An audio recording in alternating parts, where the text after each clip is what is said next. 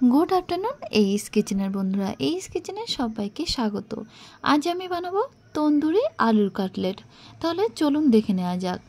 তন্দুরি আলু কাটলেট বানাবার জন্য এখানে আমি নিয়েছি 3টে মিডিয়াম সাইজের আলু সিদ্ধ করে নেব। সিদ্ধ করার পরে খোসাগুলো ছাড়িয়ে নিয়েছি।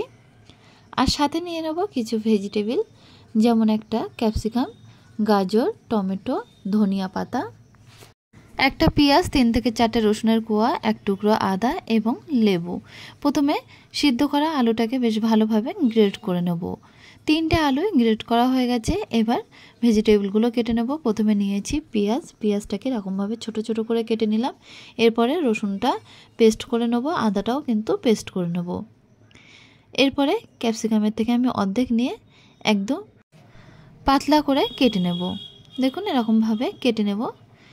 এরপরে গাজরের থেকেও কিন্তু আমি হাফ নিয়ে নিয়েছি, কেননা যতটা আলুর পরিমাণ নেব সেই বুঝে কিন্তু ভেজিটেবলগুলো নিতে হবে। এরপরে টমেটো, গাজর এবং ধনিয়া পাতা সবই একে একে ছোট ছোট করে কুচিয়ে নেব। লেবুটা কেটে নিলাম। এবার গ্রেট করা আলুর সাথে মিশিয়ে দিচ্ছি সমস্ত ভেজিটেবলগুলো, পেঁয়াজ, গাজর, ক্যাপসিকাম, ধনিয়া পাতা, টমেটো। এরপরে লেবুর রসটাও দিয়ে দিলাম। এরপরে স্বাদ মতো লবণ দিয়ে দেবো। ছোটো চামচের হাফ চামচের একটু বেশি লবণ দিচ্ছি। দেশি লঙ্কার পাউডার দিয়ে দেবো 1 চামচ।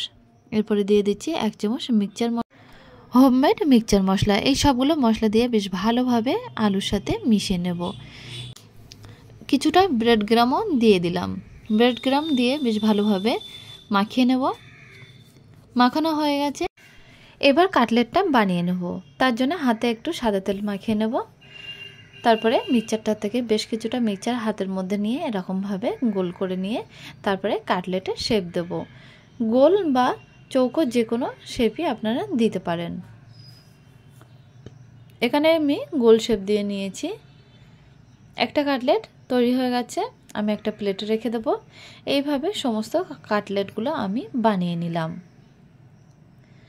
কাটলেটগুলো বানানো হয়ে গেছে।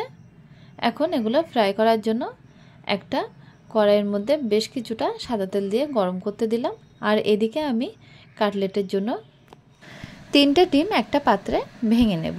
নিয়ে ছোটো চামচের হাফ চামচ দিয়ে দিচ্ছি বিট লবণ, হাফ চামচ গোলমরিচের পাউডার এবং হাফ চামচ কাশ্মীরি লঙ্কার পাউডার দিয়ে এগ স্যালারিটা বানিয়ে নেব। আর এদিকে নিয়েছি বিস্কুটের পাউডার।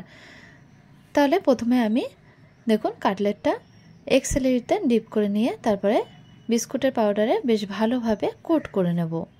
কোট করে নিয়ে ততক্ষণে আমার তেলটা গরম হয়ে গেছে। এবার ওই গরম তেলের মধ্যে একটা একটা করে কাটলেট আমি দিয়ে দেবো। দেখুন আমি আবারও একটা কাটলেট নিয়েছি, নিয়ে এক্সেলেটতে বেশ ভালোভাবে ডিপ করে নিয়ে তারপরে বিস্কুটের পাউডারে কিন্তু কোট করে নিচ্ছি। এইভাবে সমস্ত কাটলেটগুলো একে একে আমি কড়াইয়ের মধ্যে দিয়ে দেবো। এখানে আমি প্রথমে 4টে কাটলেট দিয়ে নিয়েছি। দিয়ে বেশ ভালোভাবে উল্টে পাল্টে ব্রাউন কালার করে ফ্রাই করে নেব। কাটলেটগুলো রেডি হয়ে গেছে। বাদবাকি যে কাটলেটগুলো ছিল সেগুলো কিন্তু একইভাবে ব্রাউন কালার করে কিন্তু আমি ফ্রাই করে নেব।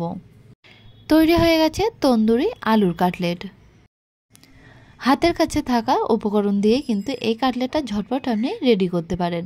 সন্ধ্যাবেলা চায়ের সাথে বা যে কোনো সময় এই স্ন্যাকটা খাওয়া যেতে পারে। তাহলে বন্ধুরা, তন্দুরি আলুর কাটলেটের রেসিপিটা যদি আপনাদের ভালো লেগে থাকে তাহলে অবশ্যই ভিডিওতে একটা লাইক করবেন, কমেন্ট করে আমাকে জানাবেন। আর আমাদের চ্যানেলটা যদি এখনও পর্যন্ত সাবস্ক্রাইব করে না থাকেন তাহলে সাবস্ক্রাইব করার জন্য অনুরোধ থাকলো।